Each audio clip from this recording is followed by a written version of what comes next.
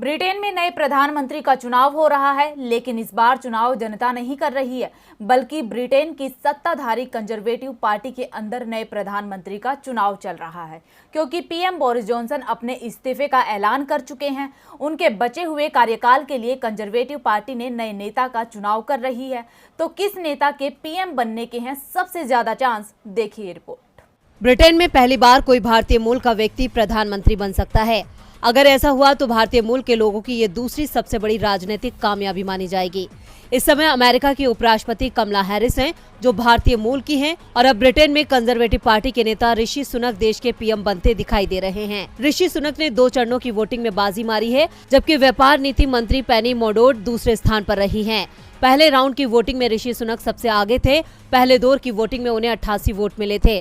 पेनी मोडोड 67 vote के साथ दूसरे स्थान पर थी।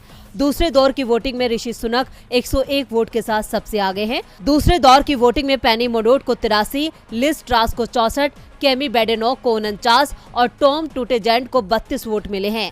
अटॉर्नी जनरल सुएला ब्रेवरमैन को सबसे कम 27 मिले हैं। इसके साथ ही वो पीएम पद की रेस से बाहर हो गए हैं। अब 5 उम्मीदवारों के बीच वोटिंग कराई जाएगी। हर दौर की वोटिंग के साथ सबसे कम वोट लेने वाला एक उम्मीदवार रेस से बाहर होता जाएगा और आखिर में 2 उम्मीदवार बचेंगे, जिनमें से ब्रिटेन का नया पीएम चुना जाएगा। फिलहाल सुनक सबसे आगे चल रहे हैं। कहा जा रहा है कि ऋषि सुनक ही ब्रिटेन के अगले पीएम बनेंगे। अगर ऐसा होता है तो वो इतिहास रच देंगे। अब अगर उनके सियासी इतिहास पर नजर डालें, 42 साल के ऋषि सुनक 2015 से रिचमंड से सांसद हैं। 2015 से 2017 तक उन्होंने पर्यावरण, खाद्य और ग्रामीण मामलों की चयन समिति के सदस्य के रूप में कार्य किया। वो जनवरी 2018 से जुलाई 2019 तक संसदीय अवर सचिव रहे। जुलाई 2019 में बोरिस जॉनसन सरकार में उन्हें ट्रेजरी का मुख्य सचिव नियुक्त किया गया था। वो 25 जुलाई 2019 को प्रीवी काउंसिल के सदस्य बने।